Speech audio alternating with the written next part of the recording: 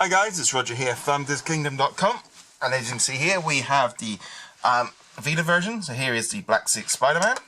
So I have the base here, which you can turn on using this button here. Turns it on. So I've got the black suit Spider-Man on. So as you can see here, we have the toy box mode, and we have all the same options that you have here on the community version. You can, oh, it's just loading in. Oh, try again later. Okay, so here you have all the community content. You have the toy box mode, and for example, if I put down the Avengers playset on the base, adds the Avengers playset. If you pop down the Guardians of the Galaxy, pops that one down. You can also pop down Attack on the Kill, so set on Asgard. You can also pop down the Escape from the Kill, and you also get the Spider-Man playset. So there we go. So that is all showing, and you can also play the two Disney versions toy box game discs on there as well. So let's start off with the Spider-Man playset. So I'm going to carry on from where we left off. This is just to show you it running natively on the actual PS Vita. Now you can stream footage from the PS Vita or from your PlayStation 4 to the Vita. I tend to find that it looks a little bit better when you do that, but obviously it's not always applicable. So let's just, as this loads up, now that's because you are running it completely on the PS Vita. It means you can be using it anyway. You don't necessarily have to be connected to the internet, which does really make a big difference for this Vita version. It is the full console experience in terms of you have all the play sets, and you can use all your 1.0 characters. You can use those. You can even put down the playset pieces from the previous game, and you can use that there to unlock all the same things. It is literally the miniature version of the version you'd find on the bigger consoles. There are a couple of exceptions. For example, they have taken away the multiplayer option in order to do it. This is why you've only got the one spot on the base, and it's got a special base. And also it means you can't be playing multiplayer on any of the toy boxes or in any of the playsets. I think it makes a lot of sense because it is a portable device. It is only supposed to really be played on one screen. Trying to do a split screen on this would be very, very difficult. So as you can see, here we go. Spidey-Man is going to get bombed. Boom! So as you can see, it looks pretty cool. It looks very similar to the PS3 version. Now I'm going to admit, I am used to playing this on the PS4. And I do play the toy box on the my iPad. So I'm used to playing it on a couple of different devices. But this one here is pretty cool. So now we're going to get the Spider-Man jumping in here. So you get all the cutscenes, you get everything that comes through. Now I have found while playing through, I was playing through all the play sets. Here we go. So you can playing through those toy box game discs. Let's just see here. So it runs pretty much as you would expect. I find that the play sets and the toy box game discs tend to work better than the toy box. We're going to show you off that in a bit later. Generally, like I said, you get the full experience. Yes, sometimes it gets a little bit caught up. It gets a bit glitchy. Not so much glitchy, but it can get a bit slow if there's too many enemies on the screen. But I think that pretty much goes with the iOS version, and it goes with lots of the different versions of the game. I think that's the trouble when you've got a cross-platform game. So here we can see, so I'm swinging around this city, no problem there at all. It's looking good, you know, there is literally nothing, I can't see anything wrong with that. Yes, it's compared to the PlayStation 4, maybe it doesn't look as crisp. And if I'm playing on a remote play, I think it does look better. So you can see here, and jump. But you've got all the missions, you've got everything that's in there here is there ready to roll. So I think it looks pretty cool. So let's do a little bit of combat, so you can see there smashing it around. And woohoo, there he goes. So you can see he's only on level 3 at the minute. Now I have put up some gameplay onto our YouTube channel of this character on use on the PlayStation 4, so you can see him a bit better on that. Right, so as you can see, there is the playset. We are running around there, no problems whatsoever. I really can't stress this enough that, you know, in terms of play sets, this game really does knock it out the park in terms of all the main content that you've got in that game is available to use. And literally, it is, like I said, it is the full version. There are a couple of differences to when you're playing it on the remote view. First off, they've changed the button here so you can press the select button, and it would, on the toy box, it brings up a different screen. So it's a lot better than, you don't need to use those bottom options.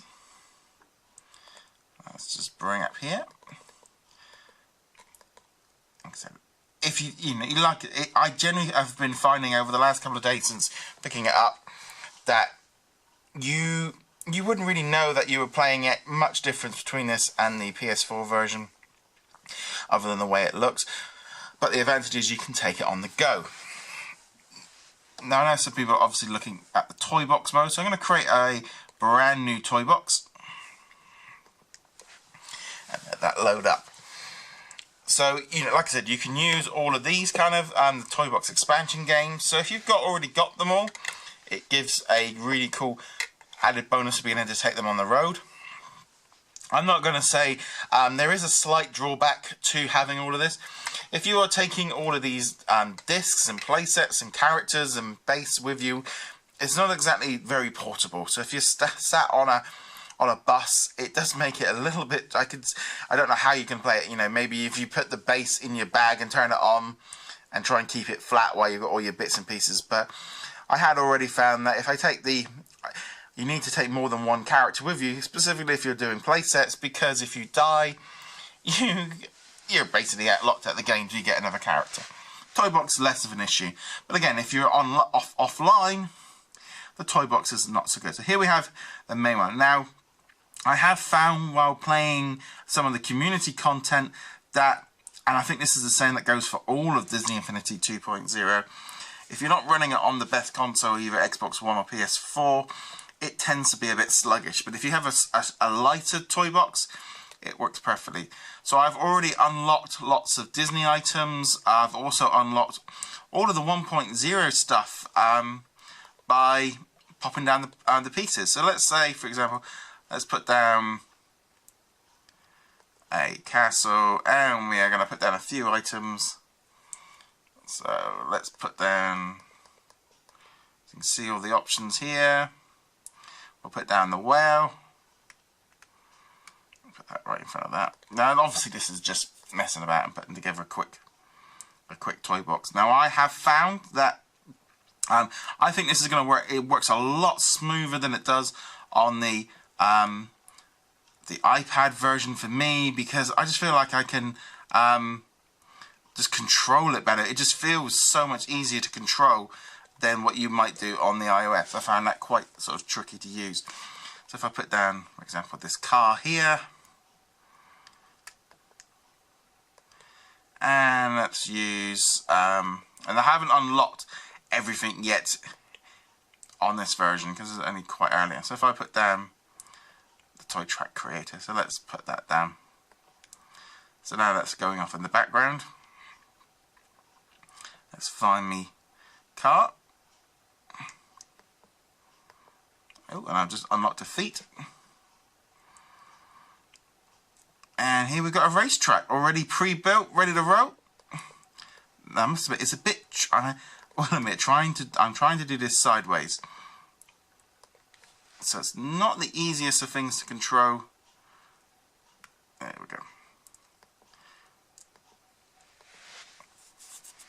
So while that's loading up, here we go. We're now into a race. So charge him up.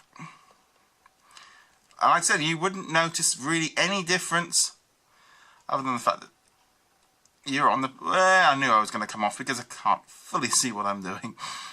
There we go. Whoop. No. See, I mean, this is literally whacked together in less than a few seconds. You've already got a race in full mode. And it can handle it quite well. I mean, I'm not handling the driving very well, but I can only, like I said, I'm doing this at a very funny angle, so you guys can see at home. So you're racing around the toy box. It is, like I said, whoop, I'm going to come out of that one there. Whoop. Once I got bought the mission. And we're back at the beginning. So there we go. That's a very basic, obviously, version of the toy box. But you can see that was identical to what you'd have seen on the other content. And it really is literally that easy. You know, like I said, you know, we can pop down 1.0 characters. So I'm going to need to share ownership of that one. So in comes Lightning Mcqueen. So now he's unlocked. So now we have the, like I said, you have all the options from all your previous characters. So there's me using Lightning Mcqueen. I can now pop down some power discs from 1.0 as well. They all work perfectly. So there's the Scrooge McDuck and the Merlin Summon, two of my most popular power discs. But there we go. So that is Disney Infinity 2.0 on the Vita. Just some very, very quick gameplay footage just to sort of show off that it looks pretty good. I can't really complain too much about it because after all, it is a portable device and you can play it on the go. Anyway guys, thank you very much for watching. Be sure to hit that subscribe button and remember to check us out at DizKingdom.com.